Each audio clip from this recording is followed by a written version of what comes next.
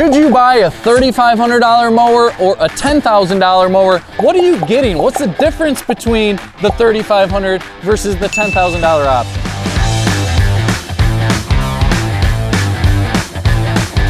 This is not meant to be a Cub Cadet versus Toro. I'm not trying to throw the awesome Toro and the low-line Cub Cadet. If you look over to my right, I've got a time cutter that's the exact same grade as the Cub Cadet. I just thought it might be nice to see two different types of brands when you're trying to figure out how much money that you want to spend. And this is a Cub Cadet.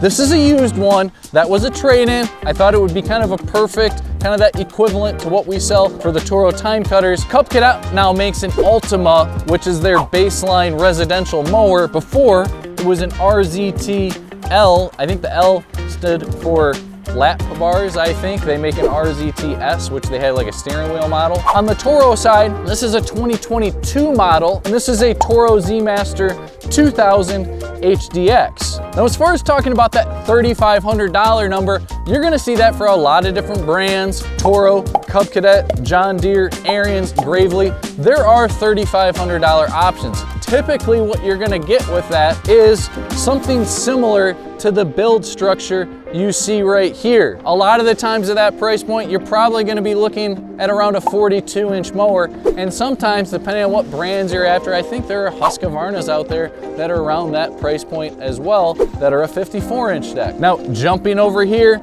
on the Toro side, again, all those big name brands, whether it be a Bad Boy, whether it be the Skag, John Deere, there's gonna be options that are around the $10,000 price point. Now, for us here at Howe Equipment, this is, I think, one of only two 2022 models, which they've got some great deals going on. And this one typically sells for $10,399. This one right now, I think, has like a $1,500 promo for the fact of it being a 2022 model. So this is actually running a little bit closer to the $9,000 price point, which is an awesome price for this mower. But typically you're gonna see something like this for closer to the price of $10,000. Now, the model we're looking at right here, this is a 54-inch.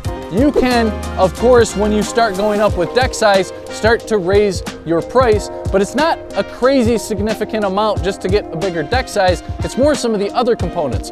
If you look at this Toro Z Master, this is a 60-inch deck.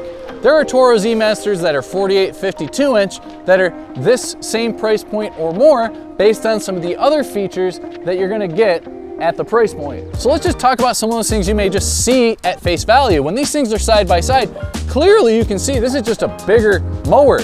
The frame's bigger, the tires are bigger, the seat's better, the engine's bigger. All those baseline things are just more robust when you go to a price point like this. And that's what I think a lot of people see and talk about.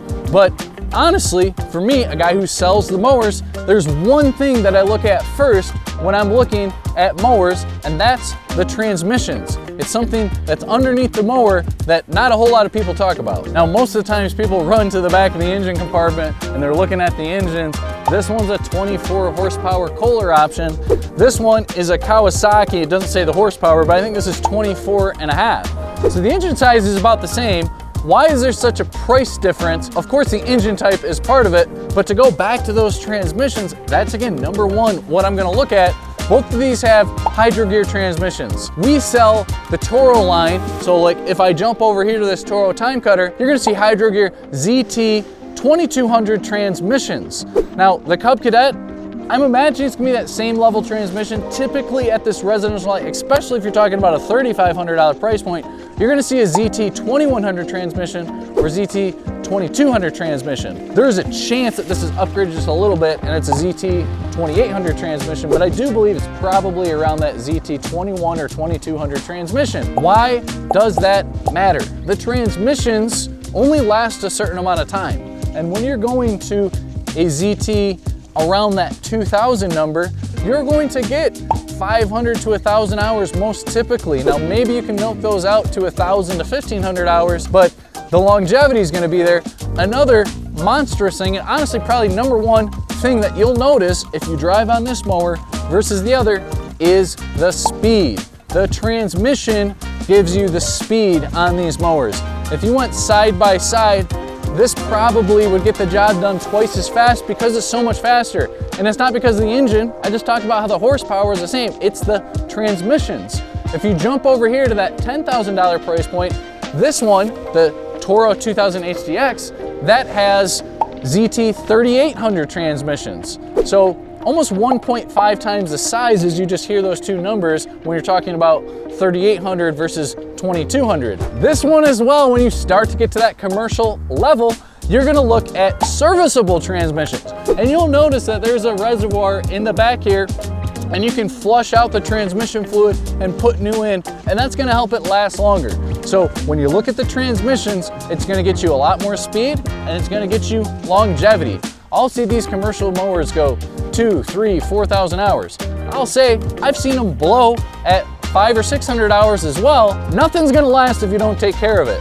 If you maintain something that can be serviced, it's gonna last a really long time in comparison to that $3,500 option. Now, if you watch the channel, you've probably heard me constantly talking about these hydro gear transmissions. Toro works with the company Hydro Gear. Now, if you go really high, you can go up to Parker transmissions, but you know, there's other brands out there. Like I know John Deere runs a lot of Tough Torque transmissions. It's a different transmission altogether.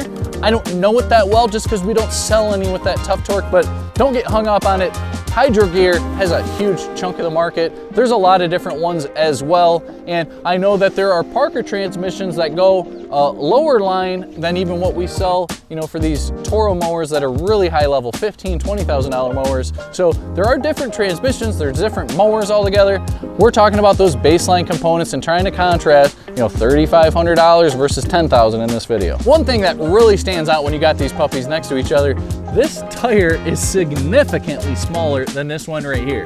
Again, that's gonna kind of relate to that speed, but it's also gonna relate to how well does it hold a hill? Is it gonna slide? Those types of things. So a bigger tire is just a lot more secure to the ground. And again, we're not trying to say Cub Cadet's any worse than Toro. This is just the model we've got. If you look at the Toro Time Cutter, those tires are about the same size as what we have over here. And it's gonna link into that transmission because as the transmission gets bigger, it's gonna link up to a bigger tire as well. And now to mention those engines that everyone loves to talk about, again, this had a 24 horsepower. I think this is around a 24, 25 horsepower. Look at the engines because this has an air canister filter that is completely outside of the engine, and that's a characteristic of a more commercial grade engine to have a better air filtration system. You'll see things like this oil cooler as well that's heavier duty, and just many other components within the engine that helps it to last longer. This one, when you pop off the air cover, it's just a much smaller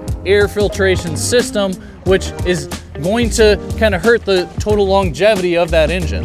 This is a Kawasaki engine, this is Kohler. I like Kawasaki engines, but I see people absolutely swearing that you have to get Kawasaki or you have to get Kohler, or any of these, certain people swear by different brands. I'm not one of those guys. I think that if you maintain a machine, it's gonna last a long time, and I would much rather have a Kohler engine, you know, if I was buying used, that's been maintained by someone versus a Kawasaki engine. I've seen them both last a really long time, and I've seen landscapers come through here all the time, and I see certain ones that prefer one over the other, and it comes down to the experiences that you've had. Now, when you're spending $10,000, one of the things that comes along with that is serviceability.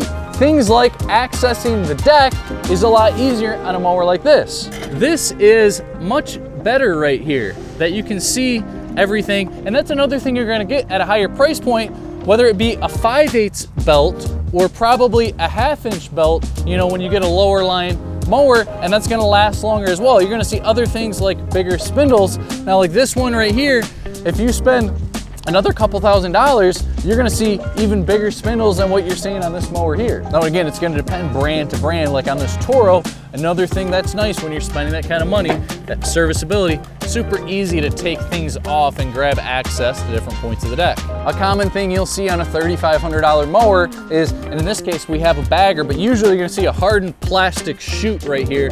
Typically it's brittle, typically it can break, but when you're spending money like $10,000, you're gonna get a rubber flap right here. If this brushes against something, it's not gonna break it, and that's a lot better that you're not having to constantly replace those things. As a whole, I mentioned that this is just more robust as you go through, right? You can see certain pieces. This has 7-gauge steel throughout when you're going to this Toro brand. That's not gonna be for every single brand that you're spending $10,000. 7-gauge steel deck, and you might have more like 10 or 11 when you're spending around $3,500. Now this Cub Cadet we're looking at, it's definitely more normalized, more standard to get a fabricated deck. This has a fabricated deck. You see it's got an extra little piece of steel on the bottom. It's kind of squared off on the edge. I'm gonna run inside. I'll show you a Toro that has a stamped deck at that $3,500 price point. That's another thing that you might give up if you're only spending $3,500. So when you have a fabricated deck, that's just it. It is fabricated by someone. It's got squared off edges. Alternatively, this one has a stamped deck. And what happens is it comes through a big press and it stamps down the metal. It's a much faster, easier way to do it. And when it happens, this machine has edges to it and it stamps and then cuts off right here. So you'll see on something that's stamped that it kind of has this lipped edge versus a squared off edge with a reinforced piece of steel on it. It's not common to do that on really thick metal. So usually you can only do that when it's a thin piece of metal, and this is much thinner, so it's gonna have a better chance of rusting out. It's gonna have a better chance of, if you hit something, to dent it in.